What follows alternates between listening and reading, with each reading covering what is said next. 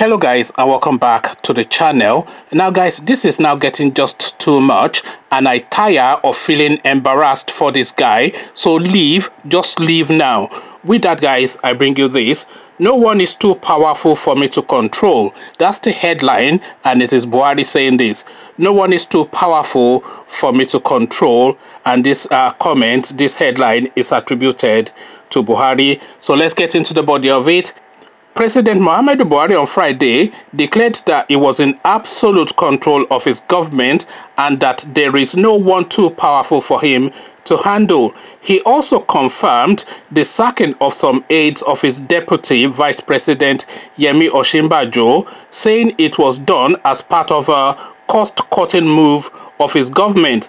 The president, in his first official statement since the news of the sacking of the 35 aides of Osinbajo broke days ago, said on Friday that there was no rift between him and Osinbajo, contrary to media report. A statement issued by his senior special assistant on media and publicity, Garba Shehu, confirmed there was an ongoing overhaul of the presidency which led to the termination and non-renewal of certain political appointments. It was said the office of the vice president had also been shed of such appointees. The statement was, however, silent on who amongst Buhari's aides had been equally sacked. The statement reads, the presidency wishes to confirm that there is ongoing and unprecedented overhaul of the nation's seat of government, arising from which a number of political appointments have either been revoked or not renewed in the second term. The exercise, which has been ordered by the president, is to streamline decision-making, cut down multiple authorities, and reduce the cost of administration. It is also an appropriate response to the general perception that the presidency has an oversized and bloated workforce, which acts as a drag on efficiency. As may have been noticed by discerning members of the public, a number of political appointees amongst the few that served in the office of the president were not returned for the second term. The office of the vice president, His Excellency Yemi Osinbajo, has, in compliance with the directive of the president, equally been shed of a number of such appointees. In carrying out these exercises, the overriding objective is to save the cost-payer money and deliver needed service to the public. As far as the president is concerned, there is no scope for an excuse for the administration after getting a huge mandate to run the country for another 4 years.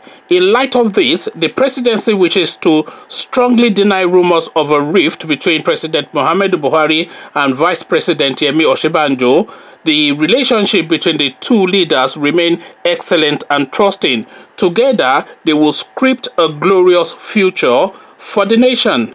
The media reports of a soured relationship are originating from the minds and mouths of mischief makers who are desperate for entertaining stories from the Aso Rock with which to titillate the public. This ulterior motive is the basis of the wrong interpretation given to the recent exercise in the presidency.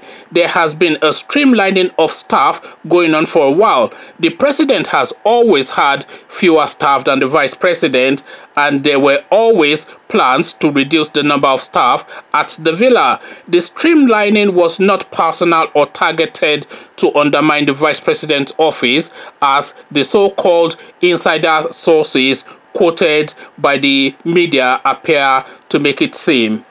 The president is in absolute control of his government. The media should stop attributing non-existent powers to some people. There cannot be anyone too powerful for the president to control.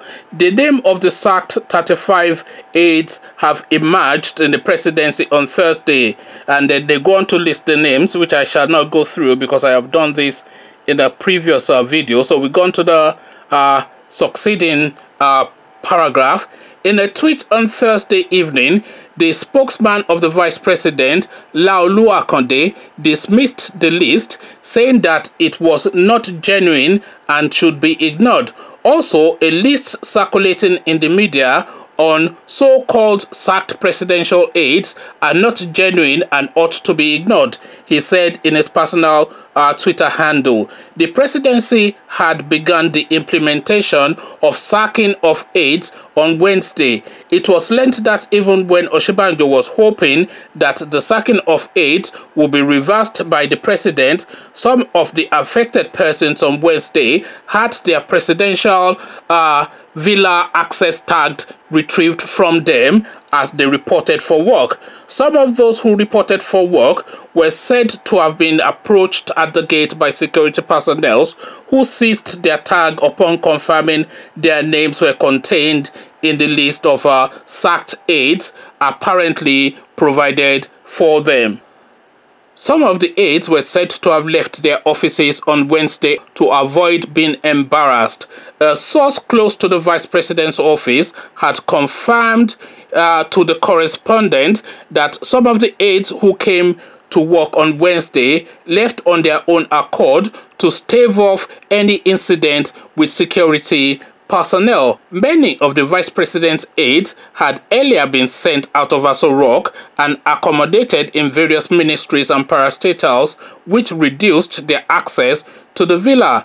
Akonde had also earlier failed to confirm or deny the development when asked for his reaction at the time. He informed the media that he was just emerging from Wednesday's meeting of the Federal Executive Council (FEC) and had read the report just like others.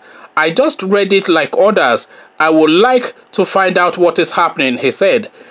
Reports have been rife that since their re-election, Osinbajo has fallen out of favor with some elements close to President Muhammadu Buhari who are undermining his authority, a situation which has been blamed for the dissolution and replacement of the economic management team hitherto headed by the vice president. So now, like I said, enough is enough, and I tire of feeling embarrassed for this Yemi Osinbajo fella. So just retain whatever little dignity that you have left, hand in your resignation letter, make reasonable excuses, personal reasons, family reasons. I want to spend more time with my children. The excuses are there because there's a template for resigning from government without embarrassing that government. So resign from that position and let Malam Buhari pick somebody. You'll probably go to Kaduna and pick somebody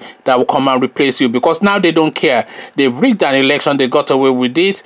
They are now cracking down on the press. They're getting away with it.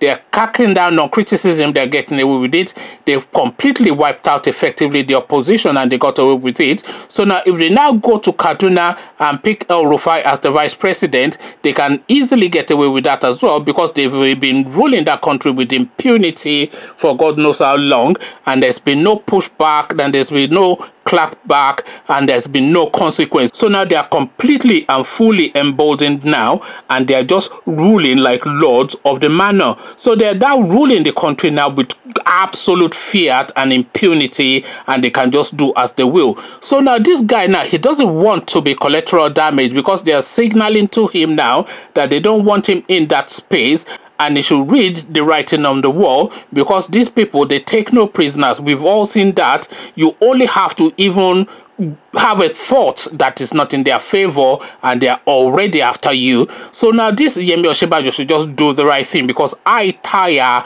of feeling embarrassed for this guy. They stripped him of all of his powers, they stripped him of all of his staff, and then they sent him down to Daura, to the turbaning of people, to go and do pretty boy and to go and look nice there and talk grammar. So now this is now what is going to be his job for the next 4 years of this administration.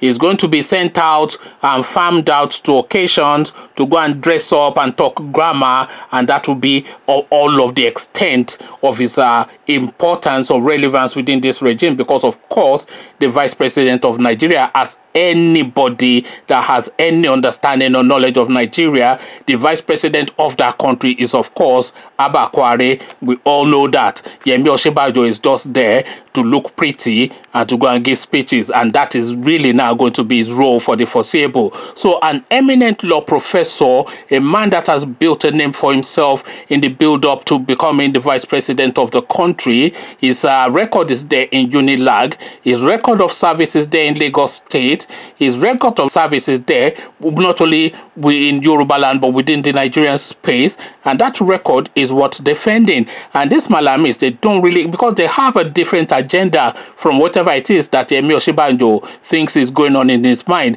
And if Yemi Osinbajo thinks that he can outsmart these people, then he's just kidding himself, because these people, they operate on a singularity. They make a decision and then they put everything then to actualize it. So they are not really interested in any thoughts outside of that, or anything that makes more sense, or any logic or anything. They are not interested in all of that. They want to do this, and then they capture all they can to do it, and then they go on and do it. And if Yemi Osinbajo feels that he's now going to constitute a nuisance to them, they will deal with him swiftly. And the dealing with him, of course, has already started now, with him now being stripped naked in public before our very own eyes. Conversations in the comment section. The Malamis are giving this man a flogging, and I, for one, I don't even want to look anymore. It's like car crash TV. You know, it's like you are seeing a car that's lost control and is hurtling towards an accident. You can see that the accident is about to happen and you cannot look away. This is really the description of Yemi Osinbajo's situation, really, by the readings of most Nigerians now. Car crash TV. Come tell me all about your thoughts in the comment section. But before you do this, click on the red subscribe button so it turns gray. Bell button notifies you every time I drop a new video. Then come tell me about this Kobo coin that Yemi Osinbajo is getting in Aso Rock. What do you make of it? Come tell me all about it in the comment section. So I'll leave you here. Talk Yemi Osinbajo with you in the comment section. But here I say peace.